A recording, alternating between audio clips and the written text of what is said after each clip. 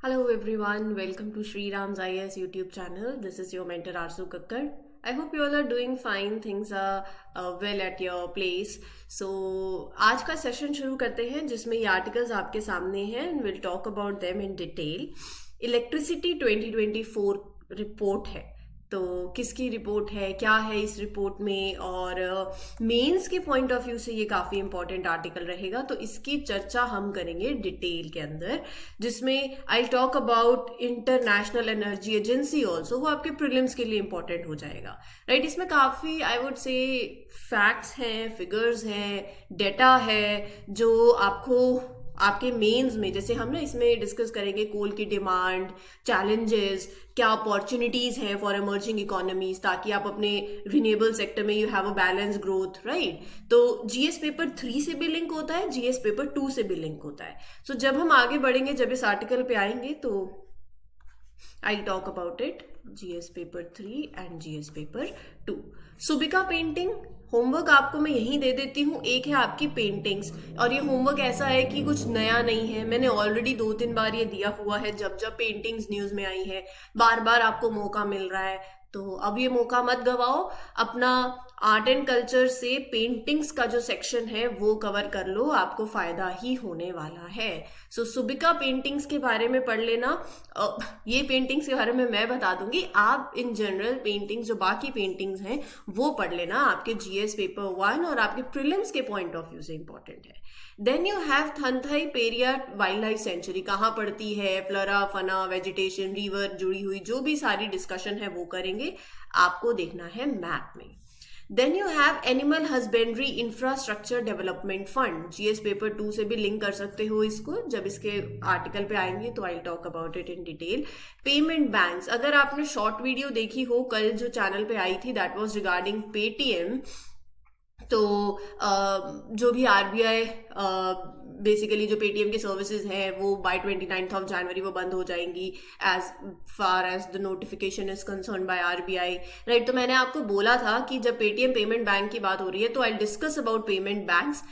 DNA में static information हो जाती है ये, और ये आपके जीएस पेपर 3 से भी लिंक होता है, प्रीलिम्स के पॉइंट ऑफ व्यू से भी इंपॉर्टेंट है, right. So this is how we will be proceeding in this lecture. Session अच्छा लगता है तो mark your attendance by liking the lecture, you can share it with your friends also, let others know about it, and don't forget to give your feedback in the comment section, and I am reading your comments. Thank you everyone for giving such wonderful feedback, for all those who are giving feedbacks. तो अगर आप session देख रहे हो, feedback दे रहे हो, it means a lot to me. अगर सेशन देख रहे हो, फीडबैक नहीं दे रहे हो, तो गाइज प्लीज मेक श्योर कि कमेंट सेक्शन में आप अपना फीडबैक जरूर दें, चैनल को सब्सक्राइब कर ले, और साथ ही साथ अपनी अटेंडेंस मार्क कर दे। एक लाइक का बटन मिलता है ना वीडियो के नीचे, उससे जब आप you can mark your attendance, I get to know कि okay you have seen the lecture. ठीक है जी, चलिए फिर शुरू करते हैं। I think without taking any time let's simply move ahead. International energy Agency की रिपोर्ट है इलेक्ट्रिसिटी 2024। ये रिपोर्ट, ये पूरा एनालिसिस है, it will highlight the trend of कि कोल का सर्ज हो रहा है, नहीं हो रहा है, रिन्यूएबल एनर्जी में क्या हो रहा है, न्यूक्लियर पावर को लेके, इंडिया का power sector, how it is shaping, how it will shape until 2026। तो ये सारा कंटेंट इस पर्टिकुलर एनालिसिस में है, राइट। आपके एग्जाम के लिए भी इंपॉर्टेंट है, बहुत इंपॉर्टेंट है आई वुड से, प्रीलिम्स के लिए भी और मेंस के लिए भी, क्योंकि प्रीलिम्स में ट्रेंड बेस्ड क्वेश्चंस चलते हैं, स्टेटमेंट्स यूपीएससी डालती है, तो वो ट्रेंड आपको मालूम होना चाहिए। Now as far as mains is concern, तो वो तो डेफिनेटली डेटा पूरा आपके हाथ में है, you can use it anywhere. क्या कहती है इलेक्ट्रिसिटी रिपोर्ट 2024? पहले वो बात कर रही है कोल पे। अगर आप इस सेशंस के साथ रेगुलर हो तो आपको पता होगा, हमने बहुत बार ऐसे चर्चा करी है जहां पर इंडिया ने अपना पॉइंट रखा है at international meetings and platforms, कि अगर आप बोलो कि हम एकदम से जंप कर जाए रिन्यूएबल सेक्टर पे और ये सब बंद, मतलब कोल बेस्ड जनरेशन नहीं हो, तो वो संभव नहीं है, और वो इंडिया जैसी कंट्री के लिए संभव बिल्कुल भी नहीं है। जिस तरीके से हमारी यहाँ पर पॉपुलेशन है। So India is expected to depend on coal, जिस तरीके से हमारी डिमांड है, और वो भी इलेक्ट्रिसिटी डिमांड जो है, we have that increasing demand, तो कोल पे हम डिपेंडेंट रहेंगे। हालांकि हम ये नहीं कह रहे हैं कि हम इसको बंद कर देंगे, but we are a developing nation, आप डेवलप्ड हो चुके हो, हमें डेवलप होना है, और हमारी जो इंक्रीजिंग डिमांड है इलेक्ट्रिसिटी की, तो वहां पर एकदम से सारी चीजें रिन्यूएबल एनर्जी पे आ जाए, नहीं। वी आर टेकिंग स्टेप्स, एक ट्रांजिशन हो रहा है, and that is a smooth transition, right. So facts है यहाँ पर। प्रोजेक्शन की बात करूं तो India is projected to rely on coal to meet its rising electricity demand through 2026, 2026 तक। अगर मैं शेयर की बात करूं, मतलब शेयर ऑफ डिमांड की बात करूं, तो जो कोल फायर्ड जनरेशन है वो एक्सपेक्टेड कि they fulfil 68% of India's electricity demand by 2026। हालांकि ये 2023 के कंपैरिजन में डिक्रीज है, क्योंकि 2023 में जो परसेंटेज थी that was 74%, share of demand 74% था। अब electricity demand by 2026 they are anticipating कि वो 68% होगा। परसेंटेज डिक्रीज हुआ है, बट अगर मैं ग्रोथ रेट की बात करूं तो कोल फायर्ड जो पावर जनरेशन है दैट इज प्रोजेक्टेड कि वो इंक्रीज होगी बाय 2.5% एनुअली फ्रॉम 2024 टू 2026। ठीक है जी। So that is the scenario with coal. अब अगर मैं बात करूं रिन्यूएबल जनरेशन की, तो रिन्यूएबल एनर्जी जनरेशन जो है इट रिमेन स्टेबल, मतलब you see 21% it contributes to the electricity demand in 2023। तो कैपेसिटी एक्सपेंशन तो डेफिनेटली हम करना चाहते ही हैं। अगर वैसे बात करूं 2023 की, तो approximately 21, I can mention here, आप चाहें तो ये डेटा यूज कर सकते हैं, 21 gigawatt of renewable energy capacity was added 2023 में, 2023 में। ठीक है। सो इन 2023 रिन्यूएबल एनर्जी जो है टोटल इंस्टॉल्ड कैपेसिटी के अंदर renewable energy accounted for 44%। Total जो एनर्जी है, टोटल एनर्जी कैपेसिटी, उसके अंदर रिन्यूएबल एनर्जी का जो शेयर है दैट इज 44% इट अकाउंटेड। तो यहां पर वो ये कह रहे हैं कि देखो सोलर एनर्जी और विंड एनर्जी में इंक्रीज हुआ है, but however it has somewhat offset it was by reduction in hydropower output। मैं आगे इस पे डिस्कशन करूंगी कि सोलर और विंड एनर्जी में जो इंक्रीज हुआ है, वहीं पैरेलली ना हाइड्रो पावर का जो आउटपुट है वो कम हुआ है। तो वो बढ़ोतरी और वो गिरावट ने कहीं ना कहीं एक दूसरे को ऑब्जेक्ट, मैं ये बोलूं कि मैंने 10 on 10 लाया है किसी एक एग्जाम में, और दूसरे के अंदर मैं फेल हो गई, 10 में से 0 आ गया, राइट। तो वो कहीं ना कहीं बैलेंस आउट हो गया, क्या फायदा हुआ। तो सिंपल सी बात ये है कि मैं सोलर एनर्जी और विंड एनर्जी में अगर मैंने अपनी कैपेसिटी इंक्रीज करी है, तो वो इंक्रीज ऑफसेट हुआ है जितना डिक्रीज हुआ है हाइड्रो पावर आउटपुट के अंदर। तो ये वो कहना चाह रहे हैं, राइट। इलेक्ट्रिसिटी डिमांड डायनेमिक्स की बात करूं, 2023 में India experienced 7% rise in electricity demand, mainly क्योंकि अपनी इकोनॉमिक ग्रोथ बहुत रैपिड है, और इन सब के चलते 2023 में इंक्रीज देखने को मिला है। तो ये रिपोर्ट एंटिसिपेट कर रही है कि जो एवरेज ग्रोथ रेट होगा that is of 6.5%। Electricity demand में average growth rate of 6.5% in electricity demand it is anticipated between 2024 to 2026। ठीक है। कंपैरिजन की बात करते हैं, global comparison and emerging economies. China is expected to have the largest volume of electricity demand growth. तो China holds the largest volume of expected growth. India की बात करूं तो इंडियाज इलेक्ट्रिसिटी डिमांड जो है ओवर द नेक्स्ट 3 years वो match करेगी with the electricity demand of the United kingdom. ठीक है। सो डेवलप्ड इकोनॉमीज की अगर मैं बात करूं ना, तो डेवलप्ड इकोनॉमीज में we have reported reduction in their manufacturing output and industrial output, high inflation भी हुआ है, राइट। तो ये सारी चीजें हैं। और वैसे अगर न्यू कैपेसिटी की बात करूं तो ये एंटिसिपेट किया जा रहा है कि 85% of the new electricity capacity is will be coming from emerging economies, particularly south Asia से, मतलब चाइना एंड इंडिया इस रिगार्ड में दे आर लीडिंग। ठीक है जी। तो हाइड्रो पावर वाला जो हाइड्रो पावर आउटपुट डिक्रीज हुआ है, तो यही बोल रहे हैं कि जिस तरीके से वेदर पैटर्न्स चेंज हुए हैं ना, it has led to 15% fall in the hydro power generation.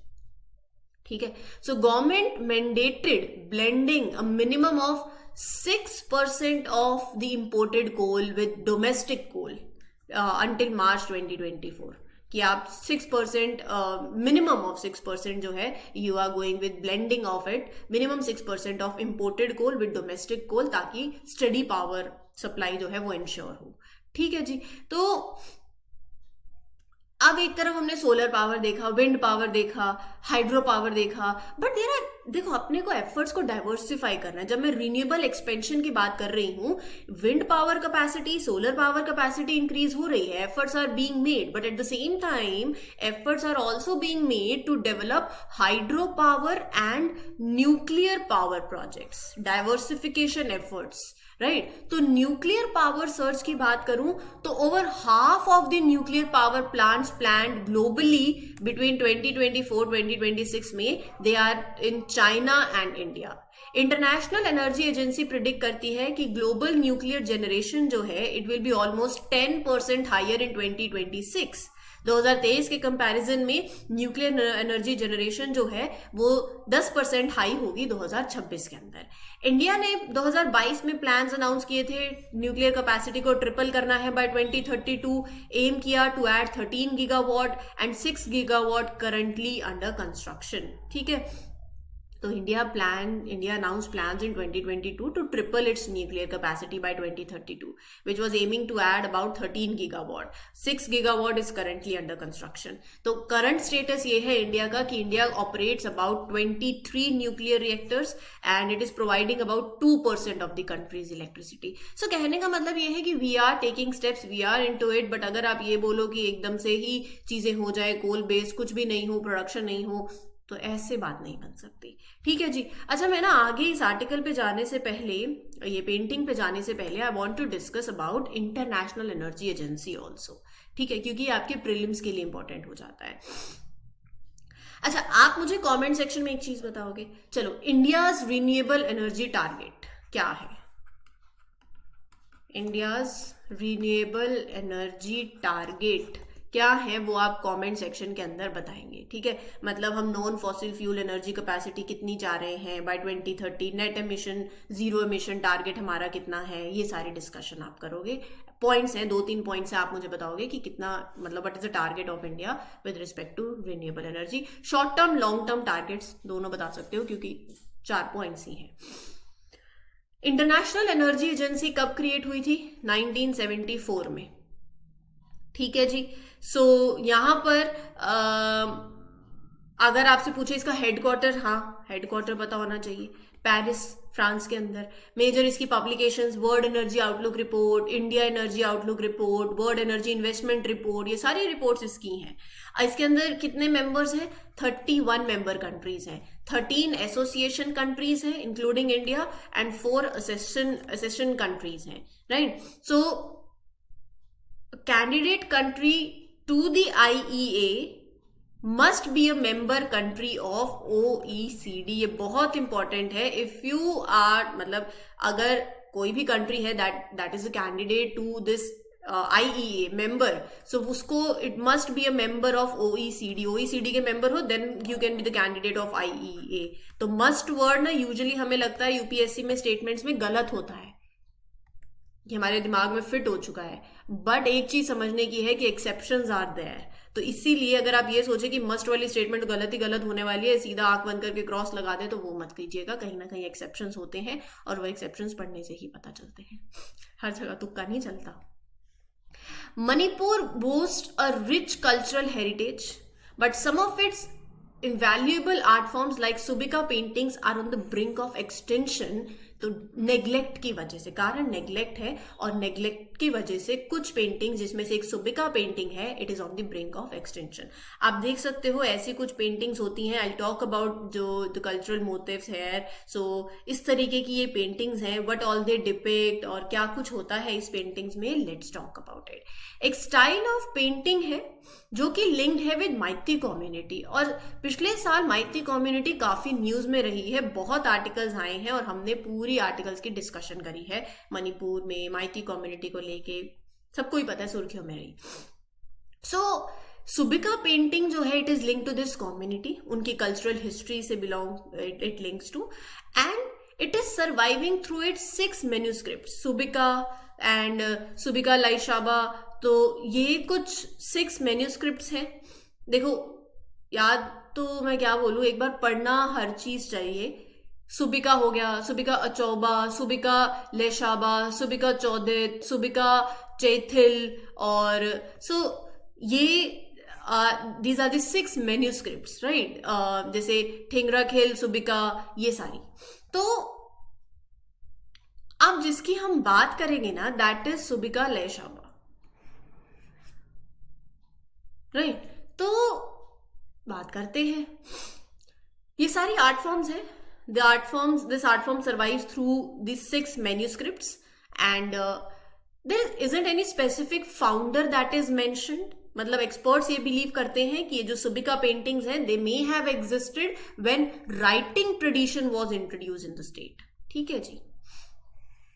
18th 19th century से एक्सपर्ट्स एस्टिमेट करते हैं कि ये जो पेंटिंग्स हैं, they have been in use since 18th 19th century. तो करंट चैलेंज यही है अभी कि ये paintings are on the threat of extension. Now let's talk about Subika लाइशाबा।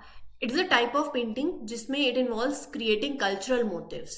ये आर कंबाइनिंग जो एग्जिस्टिंग फीचर्स हैं, जो इन्फ्लुएंस हैं from the cultural world views of Meitei community. तो इसके यूनिक कैरेक्टरिस्टिक्स पे बात करते हैं। It is a composition of cultural motifs. Among the 6 manuscripts, Subika Laishaba represents direct and authentic continuation of Meitei cultural tradition. जो अपने उन विजुअल इमेजेस से वो डिपिक्ट करते हैं ना, कुछ होता है ना कि ये ऑथेंटिक है, ये डायरेक्ट जो इनका कल्चरल ट्रेडिशन है वो डिपिक्ट हो रहा है। So that is the unique characteristic of Subika Laishaba. तो इलिस्ट्रेशन जो है इन सुबिका लाइशाबा, इसके अंदर lines, shapes, colours, patterns, these elements are used to communicate cultural motifs. तो जो विजुअल इमेजेस हैं in the manuscript, it serves as Meitei cultural motifs, right. Cultural significance, उनकी एक मीनिंग है, उनका वैल्यू है। सो जो विजुअल इमेजेस हैं in Subika Laishaba, they are painted on handmade paper. Give me a minute. हाँ जी। So the images found in the manuscript are painted on handmade paper. ठीक है, they are showcasing the traditional craftsmanship that is involve in creating these art works. So जो material use हो रहा है, they are prepared indigenously, या तो handmade paper है या on the bark of trees. तो ये कुछ चीजें हैं जो आप ध्यान में रख सकते हैं। Now as far as next article is concern, पता आपको है आपको क्या करना है। अच्छा हाँ, एक चीज और, आज है अपना सैटरडे, तो जो भी मंडे टू सैटरडे यानी आज को मिला के हम जो भी कवर कर रहे हैं वो आपको कल रिवाइज जरूर करना है। अगर आप ये सोच रहे हो कि हम कर लेंगे, देख लेंगे, फिर वो तो देख ही लोगे कि क्या होगा। तो मेक श्योर कि आप अपनी रिवीजन को टॉप मोस्ट प्रायोरिटी दें और वीकली रिवीजन से दूर नहीं भागना। अगला जो आर्टिकल है वो है Bargur hills. So Tamil Nadu government has declared 80,000 hectares of reserve forest in Bargur Hills in Erode district as Thanthai Periyar Wildlife Sanctuary. So Bargur Hills Erode district में पड़ते हैं, एंड द एरिया सरकार ने, तमिलनाडु की गवर्नमेंट ने डिक्लेयर किया है certain area of reserve forest in this particular hill as Thanthai Periyar wild life sanctuary. तो ये जो रीजन है ना, ये रीजन कनेक्ट करता है, बेसिकली एक कॉरिडोर है जो कनेक्ट करता है Sathyamangalam tiger reserve and Male Mahadeshwara hills tiger reserve and Kaveri wild life sanctuary. तो ये आप देख सकते हो, ये कॉरिडोर है दैट इट कनेक्ट्स। और these forest occupy a prominent position in eastern Ghats, क्योंकि नीलगिरीज अपने को पता ही है, ये वही एरिया है जहां पर ईस्टर्न घाट्स और western Ghats they merge, right. So the vast landscape is home to obviously flora fauna, काफी आपको यहाँ पर देखने को मिलेगा. It is interconnected to Kollegal forest of Karnataka and Nilgiris. तो हैबिटेट बहुत ज्यादा डाइवर्स है यहाँ पर. टाइगर कॉरिडोर भी है ये. It is one of the tiger corridor as per national tiger conservation authority. और ये जो रीजन है नीलगिरी एलिफेंट रिजर्व का पार्ट भी पड़ता है, तो आपको हेल्दी पॉपुलेशन ऑफ एलिफेंट्स और इंडियन गौर ये सब आपको देखने को मिलेंगी. पल्लार रिवर का कैचमेंट एरिया है ये, जो कि कावेरी रिवर में ड्रेन कर जाती है. तो रिवर जो इससे जुड़ी हुई है वो आपको ध्यान में रखना है. ठीक है जी. काफी ट्राइबल और लोकल कम्युनिटी जो है इससे जुड़ी हुई है. It is also very historical significance है, कल्चरल सिग्निफिकेंस है to these community who depend on these ecosystems अपने लाइवलीहुड के लिए, अपने ट्रेडिशनल प्रैक्टिसेस के लिए. Next in news is your animal husbandry infrastructure development fund. Union cabinet को कौन चेयर करते हैं? Prime minister of India. उन्होंने अप्रूव किया है कॉन्टिन्यूएशन ऑफ दिस AHIDF. इसकी फुल फॉर्म है animal husbandry infrastructure development fund. इसका कॉन्टिन्यूएशन जो है इसको अप्रूव किया है that it will be implemented for the another 3 years, so up to 2025-2026. So as far as animal husbandry infrastructure development fund is concerned, it's a central sector scheme. किस लिए approved है, क्या purpose है, क्या objective है, वो देखते हैं. Now as far as objective is concerned, इसका मेन गोल है to encourage investment, to support investment that are made by individual entrepreneurs, private companies, MSMEs, farmer producer organisations and section 8 companies. Focus area क्या है? अब ये जो आप बात कर रहे हो that it has been approve for incentivising investments by all of them. So what is the main purpose? To establish the dairy processing, meat processing and animal feed plant. तो basically the fund का aim है to boost investment in establishing infrastructure related to processing dairy products, right? It also supports investment in developing infrastructure for processing meat and adding value to meat products. So another focus area is the establishment of animal feed plants that are contributing to the production of quality feed for livestock. Right? So extension implementation इसका आगे add कर दिया है 3 सालों के लिए 2025-26 के लिए. इसके ऑब्जेक्टिव्स आप देख लो. ये जितने भी ऑब्जेक्टिव्स हैं मैं आपको ये लाइंस रीड नहीं करूंगी, मैं आपको सिंपली बताती हूँ. देखो, पहला है increasing capacity, processing capacity. So goal is to boost the capacity for processing milk and meat and encourage product diversification. इसका क्या होगा, इससे इम्पैक्ट क्या होगा? It will help rural milk and meat producers जो ऑपरेट करते हैं इनफॉर्मली, उनको एक्सेस मिलेगा to the organise market, market reach और बढ़ेगी. फिर दूसरी बात ये इंश्योर करना कि प्रोड्यूसर्स को बेटर प्राइस मिले अपने प्रोडक्ट्स के लिए, उनकी प्रोसेसिंग कैपेबिलिटीज इंप्रूव होंगी. सो फंड का एम है to increase the income for those who are involved in producing milk and meat. तीसरा, to make high quality milk and meat products more widely available for consumers. कि consumers have access to safe and quality products for their consumption. ठीक है जी. To encourage and increase the export of milk, meat products. तो export की भी बात हो गई, quality की बात हो जाती है, प्राइस की बात हो जाती है, अवेलेबिलिटी की बात हो जाती है, राइट, प्रोसेसिंग कैपेसिटी की बात हो जाती है, and to make available quality concentrated animal feed. ठीक है जी. तो ओवरऑल अगर एक अच्छी फीड होगी, बैलेंस्ड और क्वालिटी एनिमल फीड होगी, वो भी अफोर्डेबल प्राइस पे होगी, तो overall health and wellbeing life stock की भी इंप्रूव होगी कि नहीं होगी. ये फंडा है. लास्ट आर्टिकल लास्ट आर्टिकल से पहले सॉरी, इसमें आगे जो है एक पॉइंट रह गया है कि गवर्नमेंट ऑफ इंडिया ने डिसाइड किया है that will provide 3% interest subvention 8 सालों के लिए, राइट. और इसमें 2 साल का मोरेटोरियम पीरियड भी होगा. मोरेटोरियम का मतलब जहां पर borrower is not required to make any principal repayment, वो उन्हें 2 सालों तक नहीं करनी है. एंड जो इंटरेस्ट सबवेंशन है it applies to loans up to 90%. ठीक है जी. सो एलिजिबल लोन्स जो हैं, the loans can be obtain from scheduled banks और national cooperative development organisation, NABARD, national dairy development board, ये सब. Under this government entities and cooperatives are not eligible to get the benefit of the scheme. तो ये ध्यान में रखना, cooperatives and government entities are not eligible. ठीक है जी. Last article is regarding payments bank. मैं आपको सिंपल ये क्या कॉन्टेक्स्ट पढ़ूं. हमने जो कल आरबीआई ने वाली डिस्कशन करी थी कि आरबीआई ने रिस्ट्रिक्शंस इंपोज किए हैं on Paytm payment bank limited, तो हमारे लिए इंपॉर्टेंट हो जाता है कि पेमेंट बैंक क्या होते हैं. ये आपके प्रीलिम्स से सवाल पूछा जा सकता है. Now as far as payment banks are concern, They are registered as public limited companies under which act? Companies Act 2013. ये सारी बातें I'll share.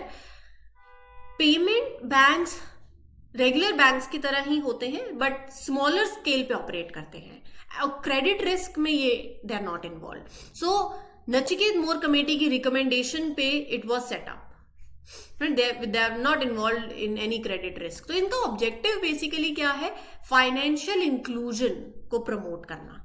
तो जहां पर मतलब that are areas that are unbanked और underbanked, वहां पर बैंकिंग और फाइनेंशियल सर्विसेज लेकर आना. माइग्रेंट लेबर्स हैं, लो इनकम हाउस होल्ड हैं, स्मॉल एंटरप्रेन्योर्स हैं, अंडर सर्व पॉपुलेशन है वहां. ठीक है जी.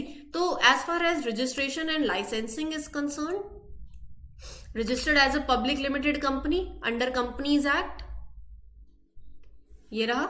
Licensed under section 22 of banking regulation act 1949. तो ये आप ध्यान में रखिएगा.